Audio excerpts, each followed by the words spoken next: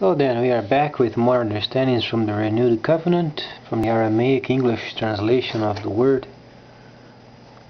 And the Messiah, when he came to bring the first anointing for the second service of the tabernacles.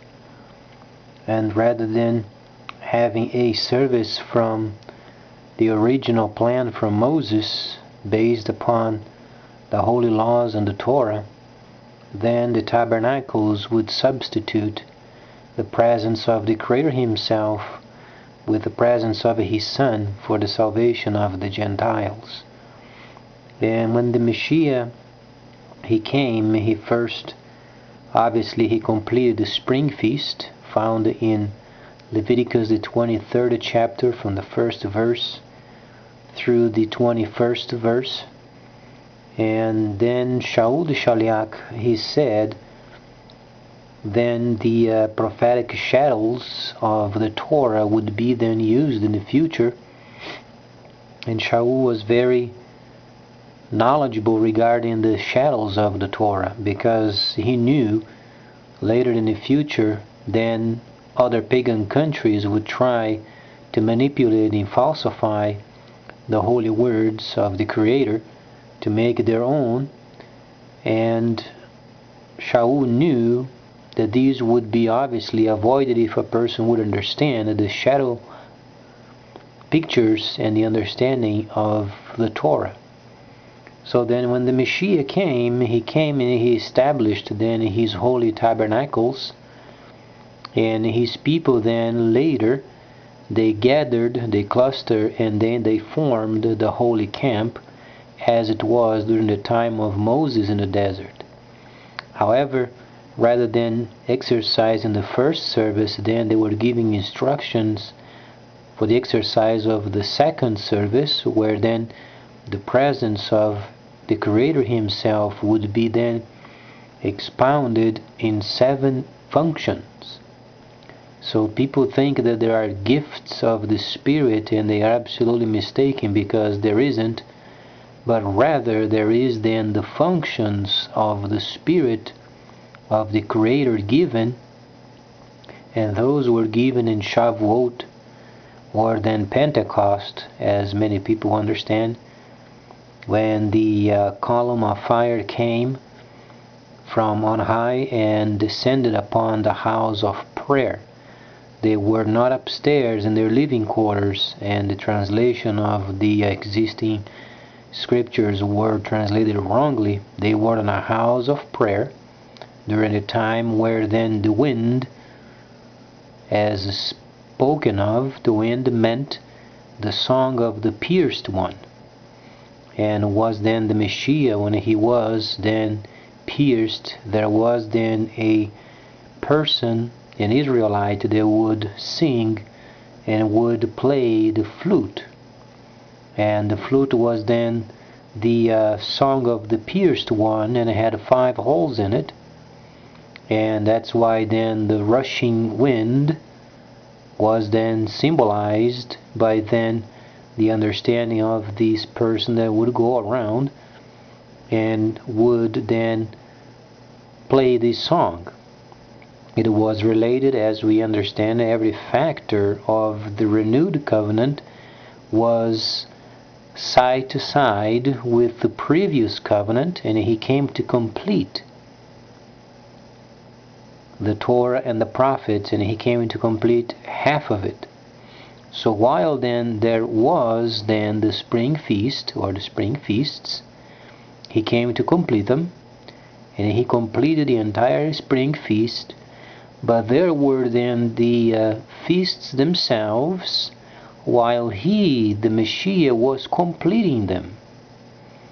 So there are a couple of situations taking place at the same time: the actual feast, the literal feast, and then the Messiah completing them.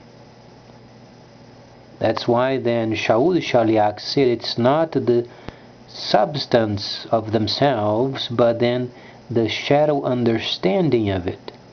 And those in the Spirit only can understand. Many people, they think that those practices were abolished, when then those practices, they were never abolished. and he came to complete them.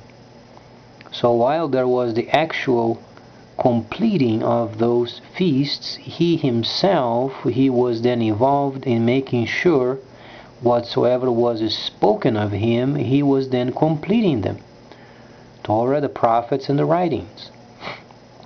So then later the Messiah said those that were heavy laden, he would give them rest. What he meant was then his presence in the holy tabernacles. Because he came in and he brought the first anointing for the second service. The second service, as we understand, is related and explained in Hebrews. That's why we have the Hebrews writing, wrote by Shaul, known as Paul, but Paul means tiny in Greco understanding.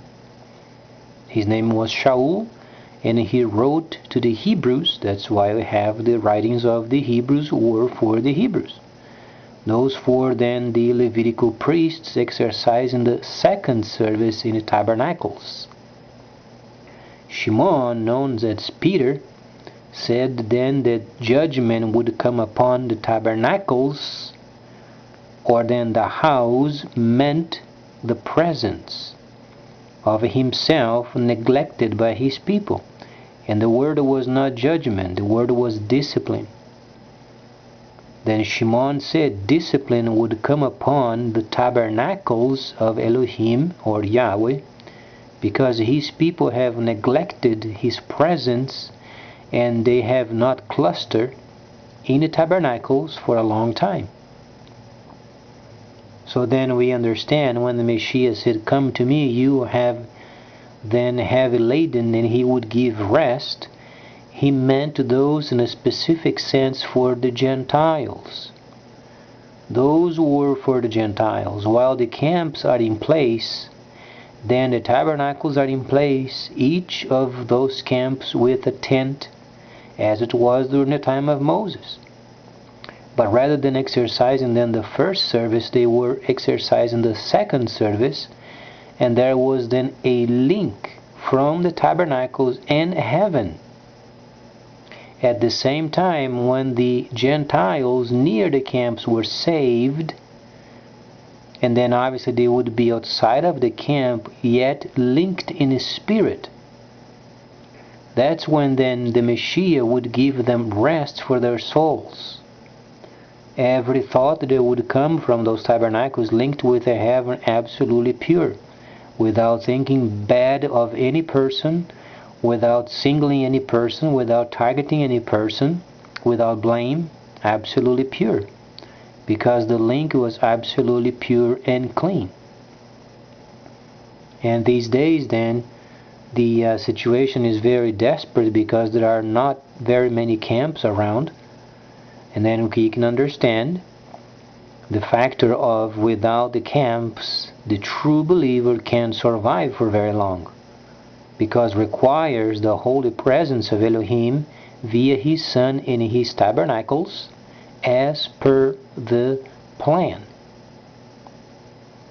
So then when Shimon explained discipline is coming upon the house of Elohim, in other words, Israel is going to be disciplined because they have neglected the second service for centuries.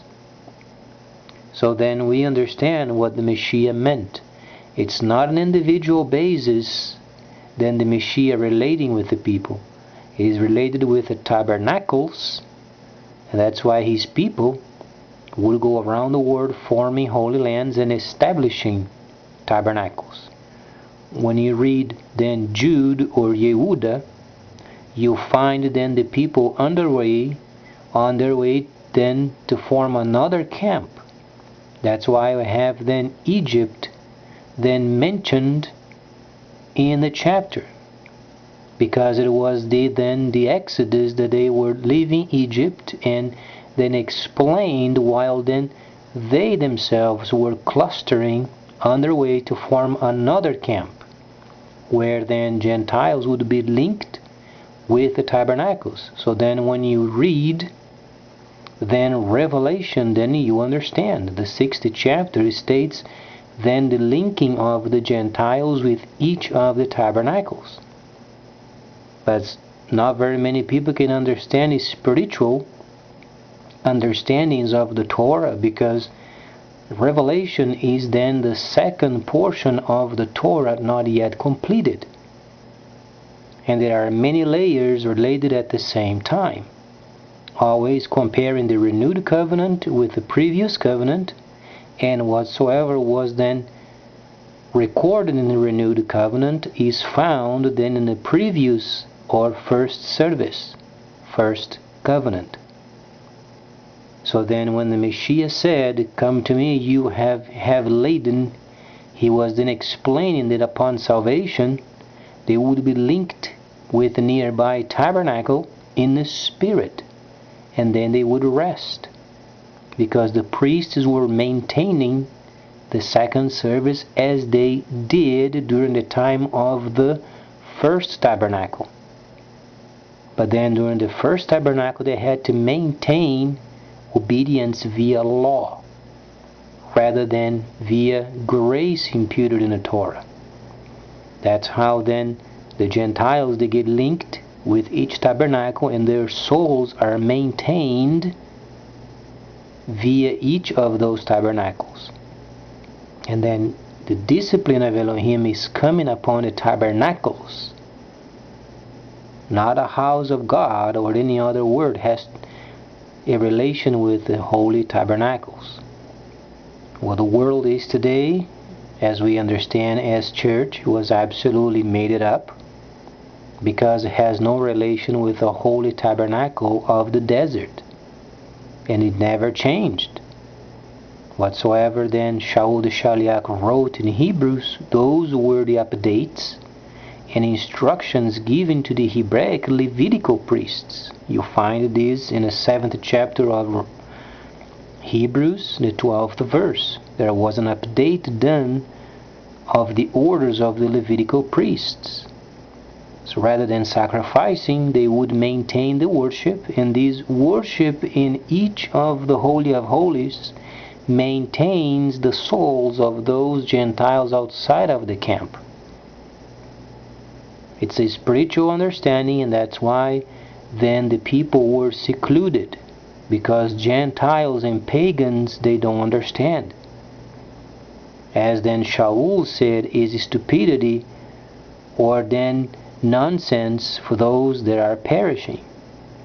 But Shaul, he knew, and that's why he was delegating responsibilities, and at the same time afterwards they were clustering until they received the holy Hebrews writings recorded, so they would then maintain the services.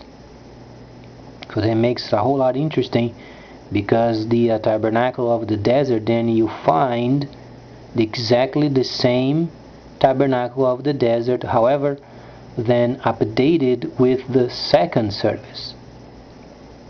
That's why then you understand why Hebrews is then the word, as we understand also the entire renewed covenant known as New Testament, but it's not a New Testament, it's a renewed covenant made with his own people, primarily the selected or the set apart or the elected, and those then would be in their tabernacles, in the camps, saving the Gentiles, always secluded as per plan. So prior of the coming of the Creator to establish his vengeance, then whatsoever he spoke is going to be done. As strange as it may sound, whatsoever was spoken by the Messiah is going to be done. What the Creator spoke prior of the Messiah's coming is going to be done. Whatsoever the prophets said, it's going to be done. And as crazy as the world is these days, can be sure of it, his holy tabernacles are going to be in place and working perfectly, because he's coming and he's establishing then vengeance, and the vengeance is the second portion of the Torah and the prophets. So then we understand what the Messiah said when he said for the people to come to him that he would give them rest. It does not mean each person then finding a slave to put the blame on, or try to verify or find evil in someone else's life. When the Messiah is established in his holy tabernacles, it is absolutely pure what the Messiah then gives via his people.